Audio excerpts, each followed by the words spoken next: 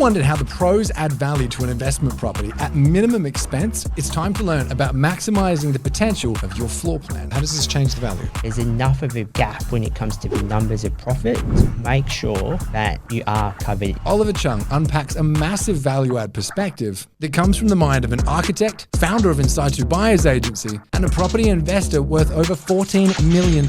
Simple tricks, 1, 2, 3, can ultimately then start boosting that profit number. It's like playing chess with floor plans. Right. Giving you an understanding of floor plans that can maximize equity gains. It's effectively ticking all of the boxes of what we're looking for in a home. The beauty of this floor plan, Todd, is... So if you've been looking to cost effectively add equity to your investment property and want to know the highest and best use from a floor plan, this episode is going to be for you. My name's Todd Sloan. You're listening to the Pizza and Property Podcast, and this is my chat with Oliver Cheung. Oliver Cheung, you have taken over my desk, mate. How you going? Good. How are you? You're very good, man. I'm so pumped to have you on because I love renovating. I love changing around a floor plan a bit, but you and I talked about this off air. I kind of pretend, I play, I do things with it. You're an actual architect with a master's in architecture, is that right? That is correct. And a degree in construction. You've worked in construction, and you're wearing so many hats that qualify you for this. So I know I'm not the only one that's going to be very eager to see the answers to your questions on this of value adding with these floor plans. But is there anything you wanted to set the stage with before we jump into the plans and how to add value? Yeah, definitely. For me, it comes down to the 3 Ps. So people, right? Buying a product, right? The product, looking at the possibility in the floor plan, right? But amongst all, the most important part is the profit, right? So people, product, profit. Yeah, correct. Gotcha. Okay. So people, product, profit. Yep. People will buy the product, right?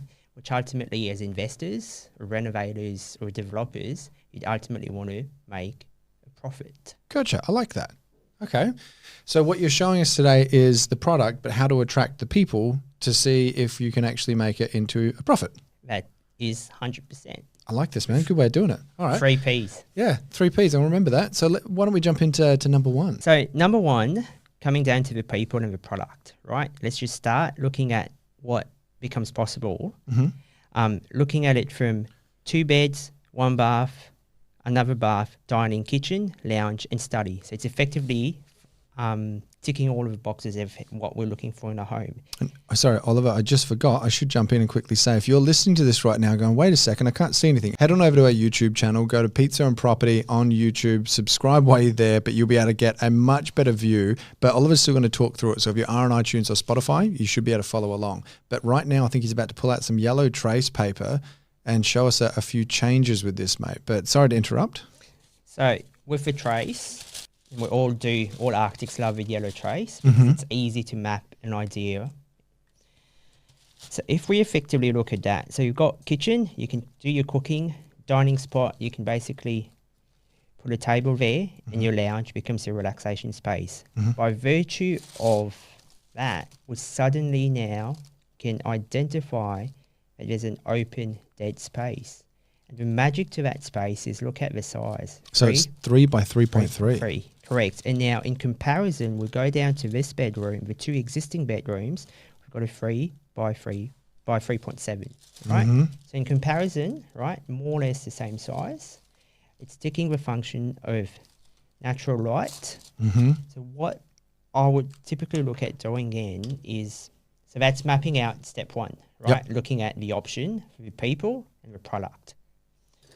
Now, I know a lot of people will ask, okay, this is all well and good, but what about like council approvals and how I'm actually going to get that done? If you're just throwing up an internal stud wall, how does that kind of stuff work for people? What do they need to know? Understanding your council, if there are any requirements, because obviously each councils are quite different. Validating and cross-checking with a building surveyor if it's going to trigger an amendment to an existing building permit. And then once you're going through that due diligence, if you're getting the go-ahead of the green light, then you're effectively good to go. Okay. And because sometimes you can just put a wall up and it's nice and easy, but there's also a line with it. Like if all of a sudden you try and turn a 4-bedroom house into an 8-bedroom house, like you're pushing the boundaries too much. Definitely. That's almost going down the rooming, boarding house. Yeah. Gotcha. So yeah, by virtue of doing that, like you said, stud wall goes in, door goes in, the key is always making sure the hinge of the door is backing on a wall. Why? So that you're basically maximising space. So if we're doing the opposite here, and that's where the handy trace goes in. Yeah. Right. I like what you're doing. If we're mapping this out here, right, and the door comes across, it just becomes a dead space here. Unless what you're doing with this dead space, you're then basically introducing your robe. Gotcha. Then it kind of makes So then sense. it basically backs on top of that. You enter there, and you're now fitting a beautiful double bed in there. Do you know what this reminds me of instantly? You seen that guy on TikTok? So now you know.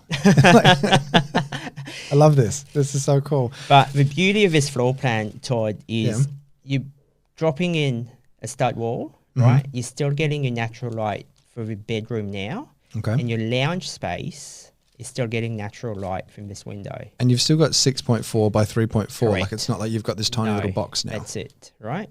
So that's one of the key things that I always look for, making sure that the windows are there to both spaces, right?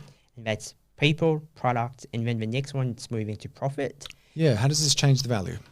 So it's obviously being able to find that market which has the biggest disparity from, in this case, a 2-bedroom to a 3-bedroom, to ensure that you have enough contingency in the disparity of construction costs, construction blowouts, right, in your cost, and ultimately allowing for market movements. If the market's going to shift up or down, right, or down, there's enough fat, right, to not go into the red zone, which is ultimately eating away your profit.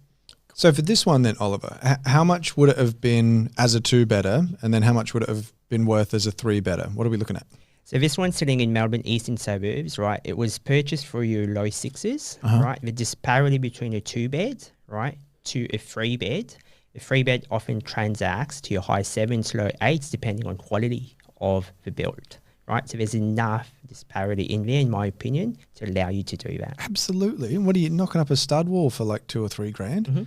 Like, yeah. Okay, cool. This is brilliant, man. Anything else you want to talk about with floor plan number 1 before we move on to number 2? No, that's it. So what are we looking at for floor plan number 2, mate? So floor plan number 2, we've gone a little bit more advanced. We're looking at a 2-bed to a 3-bed. Okay. Again, it's using the same principles of understanding how the current floor plan is performing, just at a very high level. Enter through your house, go through, you've got your 2 bedrooms here, a beautiful walk-in robe, decent size ensuite, toilet, laundry, kitchen, dining and living room. So in this instance, it's basically just screaming out to me that there can be a potential kitchen layout replan, right? And again, you've got a beautiful window here, allowing natural light to come through. Beautiful window in your living room, equally allowing natural light through. So what I'm going to show you is I'll get the trace out again.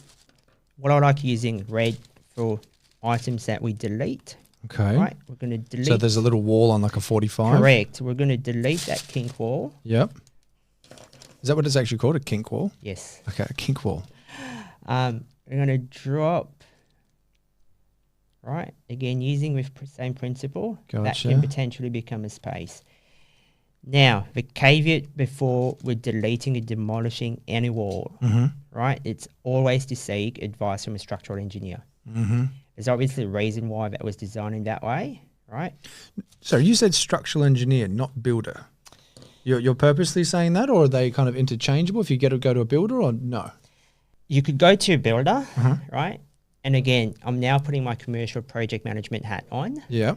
A builder is the person that will bring all trades together and project manage to effectively deliver you a house.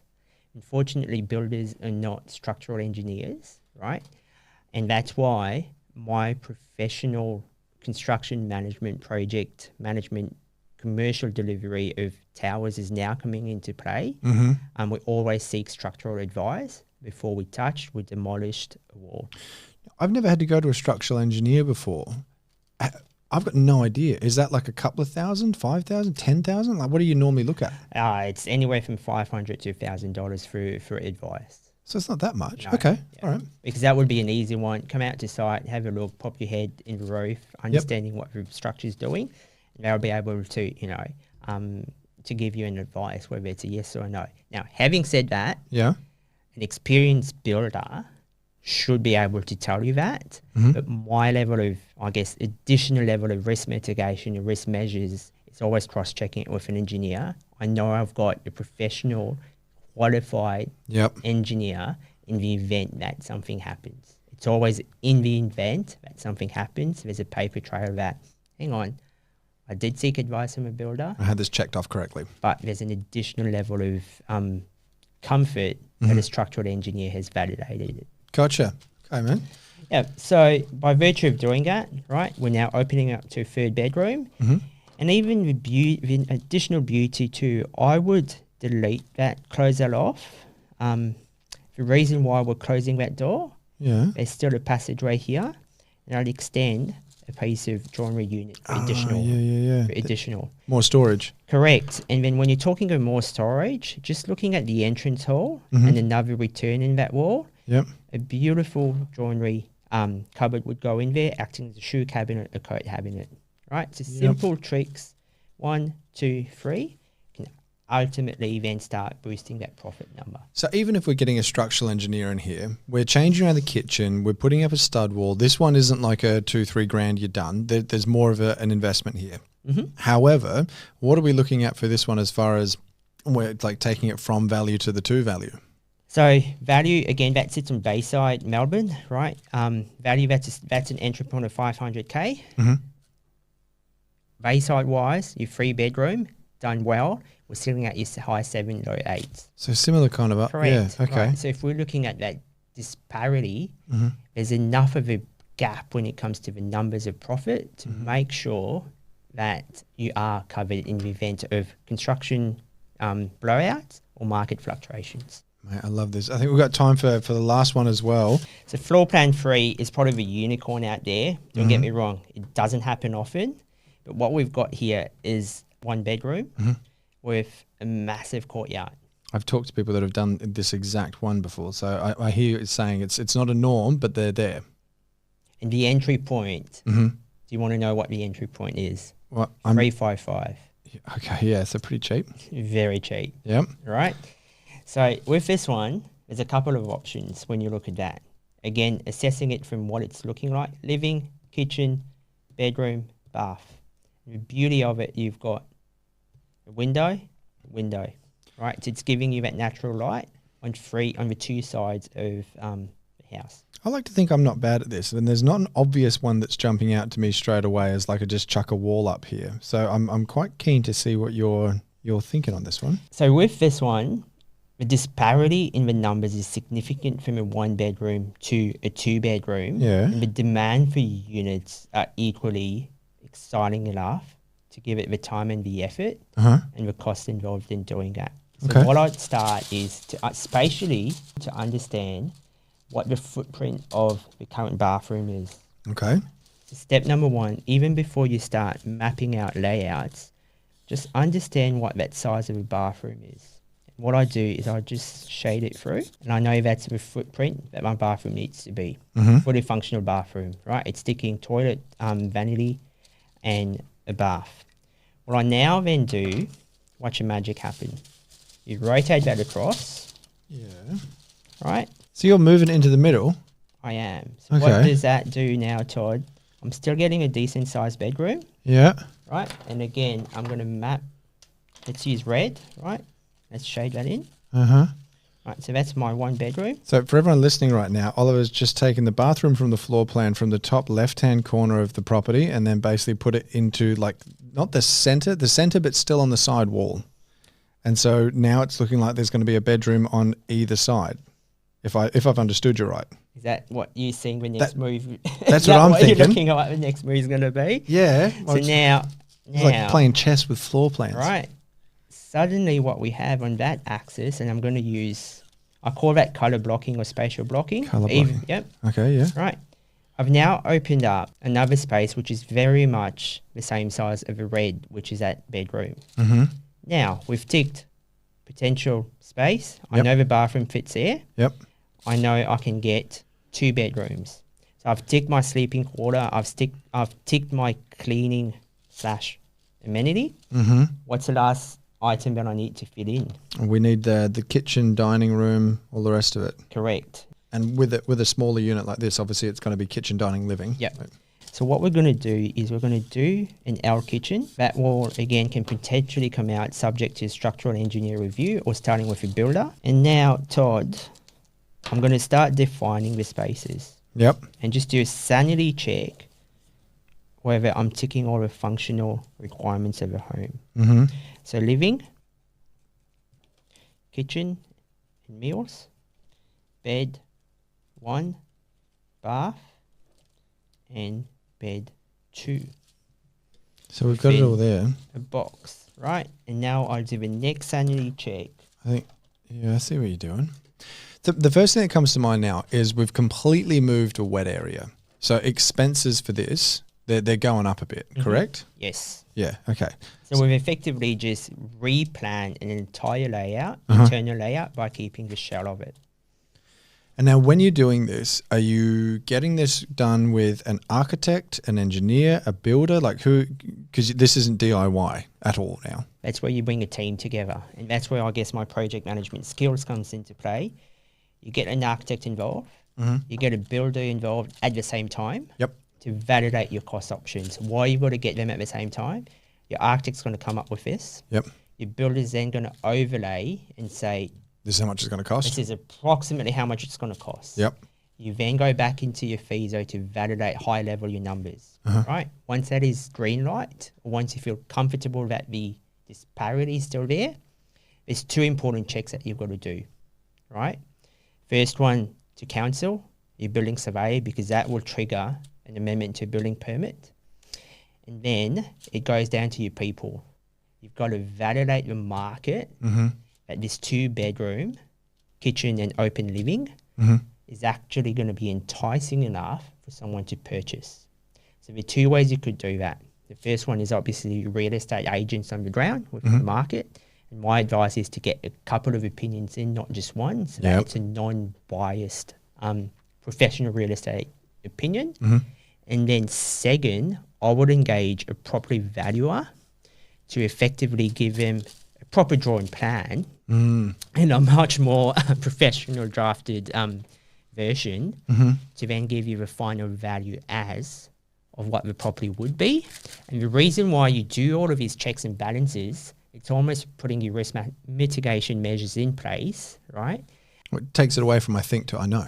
Correct, right. So, and we all know the banks will rely only on a proper property val. Yeah, it doesn't matter what the agent says. Exactly right. Yeah. So once you've got the property valuations in, right, I guess it's that final checkpoint, in my opinion, that will really say whether this project is going to have legs or no legs. You could almost do it as an as complete as well, couldn't you? That's it. Yeah. Yep. Right. Yeah, I like this, man. I know we've run over time, but this is brilliant. And seriously, if you're watching or listening on iTunes or Spotify, like head on over to YouTube because this has been so helpful, Oliver. Is there any final words of wisdom or anything you want to leave us with today, mate? I would. Probably with this one there, Todd, if you can allow me. Yeah. This courtyard is massive enough, right? Yeah. You're moving as an owner, you go ahead. With time, you save up a bit more money and you can add a Massive beautiful, extensive deck at the back. Yep. Still have green courtyard. That tree is going to give you all the shade to then entertain and do the beautiful Aussie barbecue outdoor living. So you now have a one bed, underutilized 1 bed to the power of a beautiful 2-bed. Oliver Cheung from Insight 2. Thank you so much for jumping on the show, mate. This has been awesome. Thank you. Thanks for having me.